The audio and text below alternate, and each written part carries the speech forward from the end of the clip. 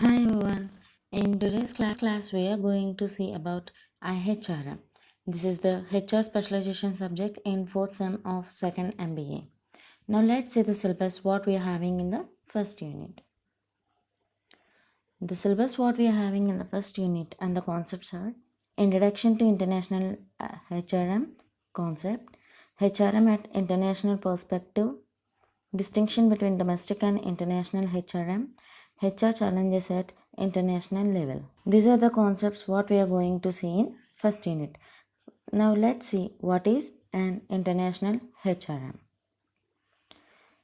Before going to the international HRM, we already know that what is meant by human resource management. Now let's see what is international human resource management. IHRM is about the worldwide management of human resources. The main purpose of international HRM is to enable the firm in multinational corporations and to be successful globally. And it can be defined as set of activities aimed managing organizational human resources at international level to achieve organizational objectives and achieve competitive advantage over competitors at national and international level. Why we read about IHRM? International Human Resource Management is about worldwide management of human resources. We will learn how to manage human resources worldwide. Now let's see the definition of human resource management. IHRM is the interplay among these three dimensions: human resource activities, types of employees, and countries of operation. And this definition was given by Morgan. According to Morgan, IHRM is the interplay between HR activities, type of employees, and countries of operation. International HRM is the accumulation of HR activities and types of employees and countries of operation. Morgan has also defined the model of IHRM. The model of IHRM will be represented as shown. Morgan has presented three models of IHRM. In those, the three models are, and the first one is broad human activities. The broad human activities are procure, allocate, and utilize. Here, procure means obtaining the resources, allocating and utilizing the resources. And the second model is national or country categories. The first one is host country. Host country means subsidiary may be located. That means here the headquarter is same and the headquarter is different from the operating company. Home country. Home country means it is also known as a headquarter.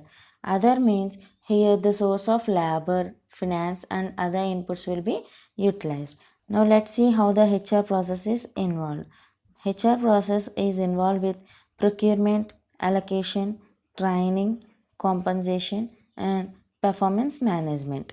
Procurement means obtaining the sources, and after obtaining the sources we will allocate the sources to the particular department and will give the training for the employees based on the company and will give the compensation based on the work for the employees based on their work and performance management. And here we will manage the performance of an employee. Environment of countries. If we are starting a business in foreign country, we have to follow the political, legal and labor laws and economic of the particular country where we are going to start a company. Now let's see the objectives of IHRM. The main objective is to reduce the risk of international human resource. Why we use this international human resource management means in order to reduce the risk for international human resource. And the second one is to avoid cultural risks. When we are starting a company in foreign, then we have to obey to that culture. And the third one is to avoid regional disparities, to manage diversified human capital and to remain competitive throughout the world. These are the objectives of IHRM. Here, to avoid regional disparities means when we are hiring or when we are starting a company in another region, we have to obey and we have to be, our company rules and regulations must be satisfied with that particular country. And in the same way, how to manage diversified human capital means in some countries the capital will be different from other countries. We have to manage those diversified capital and to remain competitive throughout the world. Why we choose IHRM means in order to be more competitive, in order to be competitive throughout the world. This is for today's class, and in next class let us see about distinction between domestic and international HRM. Thank you.